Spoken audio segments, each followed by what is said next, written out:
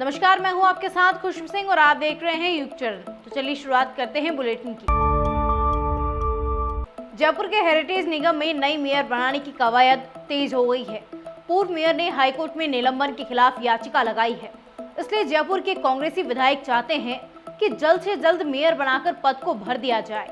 इसके लिए कांग्रेस विधायकों ने नया फॉर्मूला निकाला है, जिसमें मेयर के लिए ओबीसी की 5 महिला पार्षदों को बुलाकर इंटरव्यू लिया गया है। इनमें पार्षद राबिया गुडेज, सुनीता मावर, संतोष कंवर, नसरीन बानो के साथ ही रेशमा बेगम भी शामिल थी। ऐसे में माना जा रहा है कि सरकार जल्द ही कार्यवाहक मेयर की घोषणा कर सकती है। इंटरव्यू के दौरान पार्षदों से पूछा गया कि कहां तक पढ़ी लिखी हो, अगर वो मेयर बन गई तो कैसे नगर निगम को चलाएगी। इसके साथ ही विधायकों ने इंटरव्यू के दौरान पार्षदों को मेयर बनने पर ईमानदारी से काम करने की सीख भी दी। पार्षदों से कहा गया कि अगर मेयर बनाई जाती है तो ईमानदारी से ही काम करेगी, ताकि पार्टी की किरकिरी ना हो। मंत्री प्रताप सिंह खाचरियावास के सिविल लाइन स्थित बंगले पर शनिवार को हुए इंटरव्यू में मंत्री खाचरियावास के अलावा विधायक रफीक खान और अमीन कागजी भी मौजूद रहे। राजस्थान में पिछले एक सप्ताह में कमजोर हुई मानसून की रफ्तार ने प्रदेश के किसानों की टेंशन बढ़ा दी है।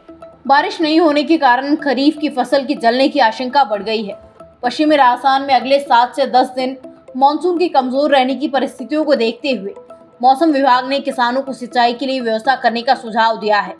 इस एरिया के 9 जिलों में करीब 93 लाख हेक्टेयर में खरीफ की फसलें बो रखी है। इनके खराब होने का खतरा मंडराने लगा है, क्योंकि ज्यादातर फसलें बरानी होती है। पिछले 24 घंटे की रिपोर्ट देखें तो बांसवाड़ा, डूंगरपुर, जालोर, प्रतापगढ़ और सिरोही में 1-2 स्थानों पर बूंदाबांदी या हल्की बारिश हुई। सबसे ज्यादा बारिश सिरोही के माउंट आबू में 4 मिलीमीटर हुई। प्रतापगढ़ के दलोत में 3, बांसवाड़ा के गढ़ी में 3 और डूंगरपुर, जालोर में 1-1 मिलीमीटर बारिश हुई। भारत की आजादी के पर्व को अब 2 दिन ही बाकी है। इस बीच श्रीनगर में रविवार को सुबह तिरंगा यात्रा निकाली गई, जिसमें एलजी मनोज सिन्हा ने डल झील पर हुए इस इवेंट में हिस्सा लिया। वहीं दिल्ली में लाल किले पर स्वतंत्रता दिवस से पहले फुल ड्रेस रिहर्सल हुई, जिसमें सेना की सभी टुकड़ियों ने हिस्सा लिया। आजादी की 77वीं सालगिरह मंगलवार को मनाई जाएगी।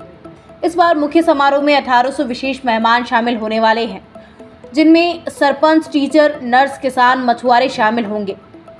इनमें सरपंच, टीचर, नर्स, किसान, मछुआरे, सेंट्रल विस्टा प्रोजेक्ट में लगे श्रमिक, khadi sector workers, national award winner teacher, border road organisation के कर्मचारी आएंगे। इसके अलावा अमृत सरोवर प्रोजेक्ट और हर घर जल योजना में मदद करने वाले कर्मचारियों को भी आमंत्रित किया गया है। कृषि मंत्रालय के मुताबिक महाराष्ट्र के प्रधानमंत्री किसान सम्मान निधि योजना के 2 लाभार्थियों को भी लाल किले पर बुलाया गया है। अमेरिका के हवाई में जंगलों में लगी आग विकराल होती जा रही है। मावोई द्वीप पर बसा पूरा लहानिया शहर इस आग की चपेट में आ चुका है।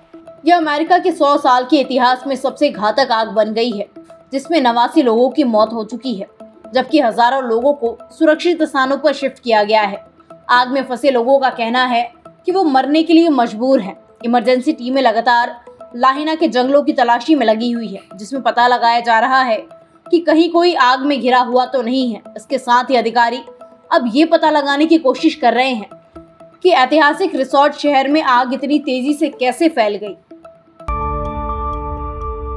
एलन मस्क की social media company x Corp ने जून-जुलाई पीरियड में पॉलिसी वायलेशन के चलते भारत में रिकॉर्ड 23.95 लाख ट्विटर अकाउंट्स पर बैन लगाया है। एक्स ने इनमें से ज्यादातर अकाउंट्स को चाइल्ड सेक्सुअल एक्सप्लॉयटेशन और नॉन कंसेंशुअल न्यूडिटी को बढ़ावा देने की वजह से बैन किया है। इसके अलावा 1772 अकाउंट्स को देश में आतंकवाद को बढ़ावा देने के कारण बैन किया गया है। दरअसल सभी टेक कंपनियों को भारत सरकार के 2021 के नए आईटी रूल्स का पालन करना होता है और मंथली रिपोर्ट देनी होती है। जून-जुलाई के दौरान कंपनी को अपने ग्रीवेंस एड्रेसल मैकेनिज्म के जरिए भारत से टोटल 3,340 यूजर्स की शिकायतें प्राप्त हुई है। 26 जून से 25 जुलाई के बीच एक्स ने भारत में एडिशनल 18,51,022 अकाउंट्स को बैन किया है। इनमें से 2,865 अकाउंट्स को देश में आतंकवाद को बढ़ावा देने के कारण बैन किया गया है। अगर आपको युग चरण की न्यूज़ अच्छी लगे तो हमारे चैनल को सब्सक्राइब कीजिए और अधिक से अधिक शेयर कीजिए। और अगर आप अपनी राय हमारे साथ साझा करना चाहते हैं तो कमेंट बॉक्स में कर सकते हैं। तब तक के लिए यूं ही बने रहिए युग चरण के साथ।